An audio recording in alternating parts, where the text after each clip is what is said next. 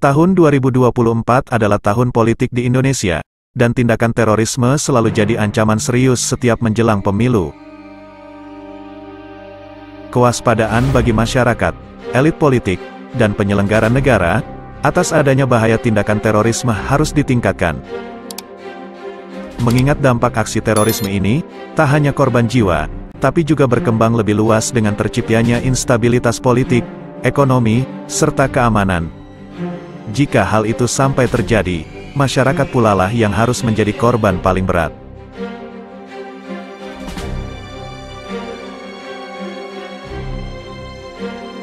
Tak ada negara yang kebal dari terorisme. Baik negara maju dengan kekuatan militer superpower maupun negara-negara berkembang. Just after 7:30 a.m. March the 11th, the time and date will haunt Spain forever.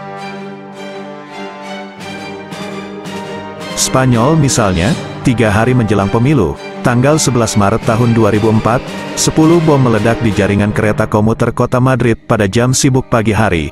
Akibatnya hampir 200 orang meninggal dan ribuan lainnya cedera. Tujuan serangan teroris ini tentu saja terkait dengan proses pemilu di negara tersebut, instabilitas keamanan dan perubahan peta politik yang akan bermuara pada perubahan hasil dari pemilu itu sendiri.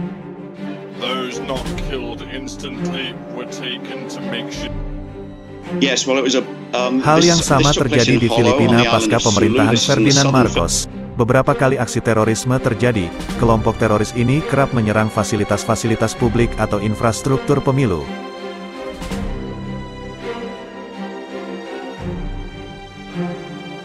Demikian juga Pakistan, terjadi beberapa kali serangan bom bunuh diri sepanjang pelaksanaan pemilu 2018. Ratusan jiwa menjadi korban dalam rangkaian serangan tersebut.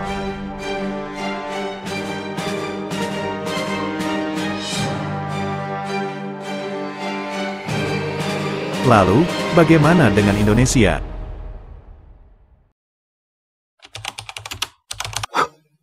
Pelaku yang berjumlah 4 orang dipastikan tewas di tempat.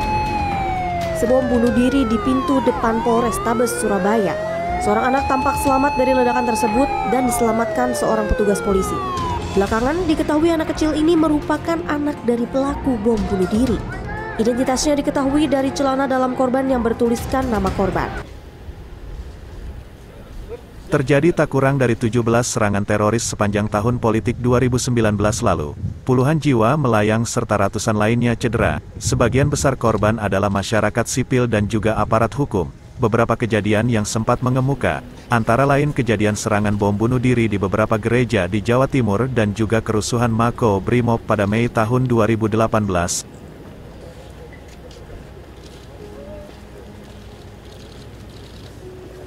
Tentu saja negara tidak tinggal diam. Puluhan serangan teroris juga berhasil digagalkan oleh Satuan Anti Teroris Densus 88 sepanjang tahun 2019.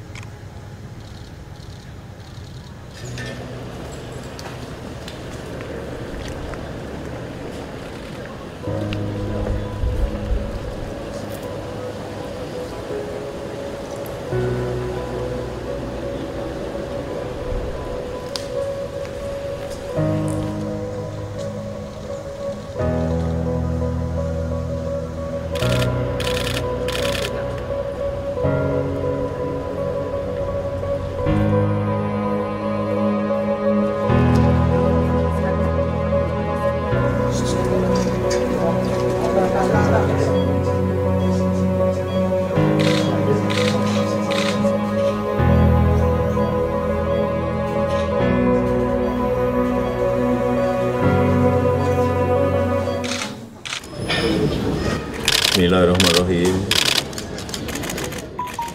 Assalamualaikum warahmatullahi wabarakatuh.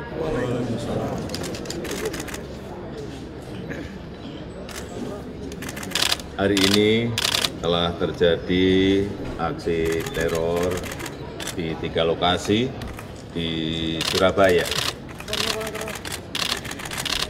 Tindakan terorisme kali ini sungguh biadab dan di luar batas kemanusiaan yang menimbulkan korban anggota masyarakat, anggota kepolisian, dan juga anak-anak yang tidak berdosa, termasuk pelaku yang menggunakan 2 anak berumur kurang lebih 10 tahun yang digunakan juga untuk pelaku bom bunuh diri.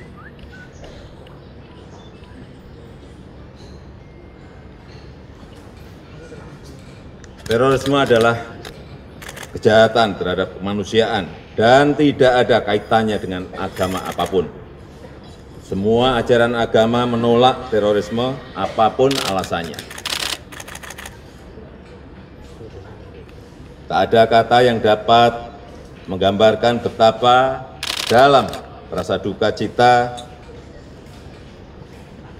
kita semuanya atas jatuhnya korban akibat serangan bom bunuh diri di Surabaya ini.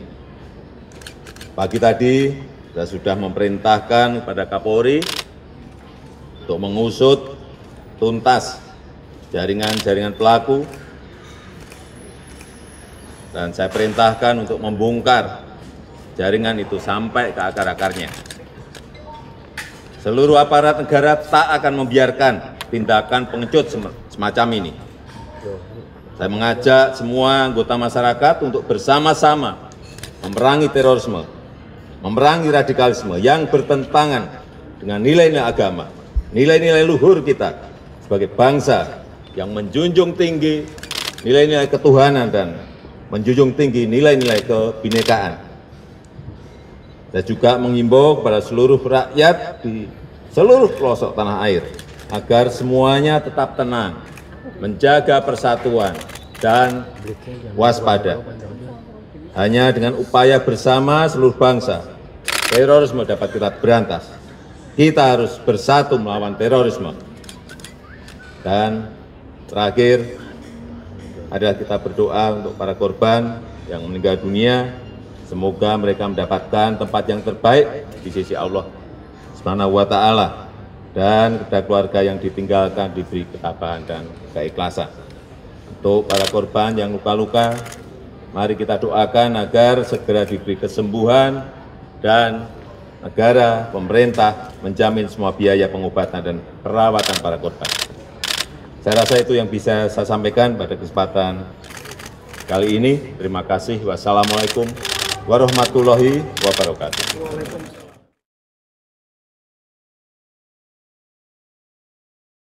Pertanyaannya, kenapa serangan teroris selalu meningkat setiap menjelang tahun politik? Jawabannya adalah karena tujuan mereka tak lain menciptakan kekacauan, menebar ketakutan terutama lewat media sosial dan menciptakan instabilitas pemerintah yang berujung tercapainya agenda kelompok teroris. Dan itulah yang dikemukakan oleh Wakil Presiden Republik Indonesia, Kiai Haji Ma'ruf Amin, pada kesempatan menghadiri ulang tahun ke-13 Badan Nasional Penanggulangan Terorisme, BNPT, beberapa pekan lalu. Walaupun begitu, kita tetap tidak boleh lengah. Sebab memang terorisme itu kadang-kadang dia muncul di permukaan, kadang-kadang juga berada di bawah permukaan. Ya, oleh karena itu kewaspadaan ini perlu kita lakukan, bahkan juga bisa melalui media sosial. Saya pernah disampaikan bahwa ada anak yang tidak pernah bergaul, berhubungan dengan pihak-pihak lain, tapi tiba-tiba dia menjadi radikal, itu karena melalui pembinaan melalui media sosial. Ini yang barangkali yang perlu kita. Oleh karena itu tema yang saya sangat relevan, yaitu Indonesia yang damai, Indonesia yang harmoni, ya. Dan itu harus kita jaga terus, lebih-lebih di dalam rangka kita menghadapi pemilu, ya. Jangan sampai pemilu itu dimasuki atau digunakan oleh kelompok-kelompok radikal sehingga bisa menimbulkan kegaduhan dan kerawanan. Barangkali itu. Pada kesempatan itu pula, Kapolri Jenderal Listio Sigit Prabowo juga memberikan arahan kepada elemen masyarakat terutama generasi muda untuk selalu waspada terhadap kemungkinan aksi terorisme menjelang pemilu 2024 ini. Selain itu, Jenderal Listio Sigit sesuai arahan Wakil Presiden agar meningkatkan pencegahan aksi terorisme dengan menegakkan kesiagaan kepada seluruh jajarannya. Assalamualaikum warahmatullahi wabarakatuh. Yang saya hormati Bapak Wakil Presiden, Bapak Panglima TNI, Pak Kepala BNPT, terkait dengan langkah-langkah dan upaya khususnya di tahun pemilu terhadap perkembangan teroris, tentunya Polri khususnya dalam hal ini Densus 88 tentunya terus melakukan kegiatan mulai yang sifatnya soft approach sampai dengan hard yang saat ini kita rubah menjadi langkah-langkah yang sifatnya pencegahan dan mengamankan atau biasa disebut dengan preventive strike. Kegiatan ini kita lakukan dalam menghadapi beberapa event internasional antara lain KTT G20 dan KTT ASEAN kemarin, dan alhamdulillah bahwa di event-event besar tersebut sesuai dengan arahan Bapak Presiden tidak terjadi letupan sekecil apapun.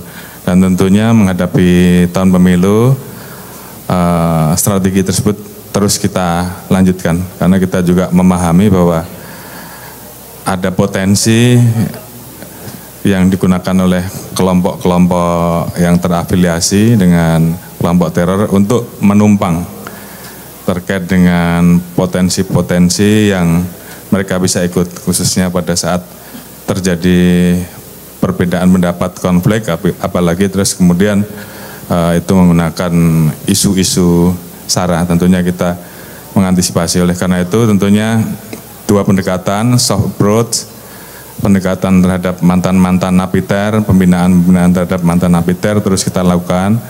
Soft approach bekerja sama dengan BNPT, dengan Departemen Agama, dengan tokoh-tokoh agama untuk terus melakukan langkah-langkah moderasi beragama sehingga kemudian paham-paham tersebut bisa kita cegah, dan tentunya terhadap yang potensial dan mengarah kepada aksi-aksi yang tentunya akan berdampak membahayakan, mengganggu jalannya proses pemilu, ya kita melakukan penangkapan. Dan tentunya seluruh anggota kita didukung oleh Bapak TNI, Panglima TNI, tentunya terus waspada khususnya di wilayah-wilayah yang memang menjadi basis dari kelompok-kelompok yang selama ini kita pantau. Mungkin itu, terima kasih.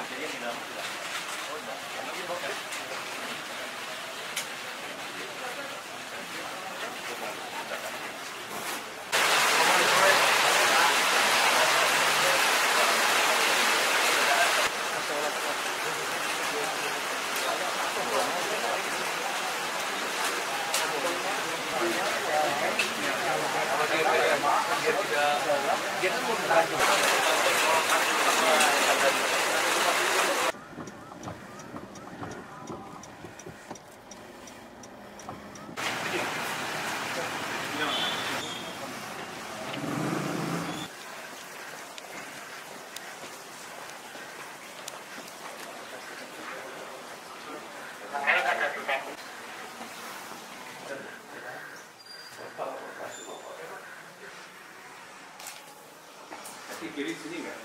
Kaki kanan enggak? Kaki kanan ya? Aja. Kaki kiri aja ya? Kaki kanan penuh luka ini aja. Luka anu ya? Titik-titik Titik-titik dan nah, ada yang perlu dikeluarkan dari. Kalau ini udah dikeluarkan? Udah langsung dioperasi. Itu operasi. Istirahat aja dulu, ikuti nasihat dokter. Iya, terima kasih. Ini ada Pak Dirjen Hikmah. Iya, saya nengok korban yang terluka, yang meninggal sudah dikuburkan. Ya, kita semua ikut berduka atas peristiwa ini dan saya berharap juga kita semua waspada. Ya. Waspada itu satu aparat, kita punya polisi, punya Densus, punya BNPT dan lain-lain tuh meningkatkan kewaspadaan karena ternyata jaringan teroris itu ya masih ada, meskipun sebenarnya secara kuantitatif sudah jauh menurun. Ya, sejak tahun 2018 sampai sekarang tuh sudah jarang-jarang terjadinya, sekali-sekali terjadi, tetapi masih ada. Buktinya hari ini ada. Dan juga saya minta pengertian juga kepada masyarakat. Kalau misalnya aparat penegak hukum itu bertindak tegas supaya dimaklumi, karena memang jaringan terorisnya masih ada. Karena terkadang kan ada yang nyenyer, kalau kita nangkap teroris dianggap sewenang-wenang, tapi kalau tidak angkap lalu dibilang bodoh, dibilang lalai. Oleh sebab itu mari kerjasama, saling pengertian, menjaga negara ini. Ya, kita melakukan tindakan-tindakan yang sifatnya preventif, antisipatif, bahkan preemptif. Kita kerjasama karena ini negara kita bersama, dan teroris itu adalah musuh kemanusiaan, bukan pejuang agama apapun. Teroris itu adalah musuh kemanusiaan, musuh bersama, musuh semua penganut agama, itu teroris. Oleh sebab itu kita harus hadapi bersama-sama masalah ini, dan kedepannya kita semua harus hati-hati. Yang penting itu masyarakat juga, terutama yang mengatasnamakan gerakan masyarakat sipil dan sebagainya, supaya memaklumi. Karena kadang-kala kalau kita melakukan tindakan tegas lalu dibilang ada mengkriminalisasi, tapi kalau sudah terjadi lalu dibilang kok lalai gitu. Oleh sebab itu kita proporsional menjaga negara ini secara bersama-sama. Semua nanti akan diselesaikan, masalah keamanan, masalah penyelesaian kesehatan, rehabilitasi, sosialnya dan sebagainya, semua sudah ada bidangnya yang ngatur di negara ini. Sehingga mari kita kerja sama-sama, itu aja, kita ikut.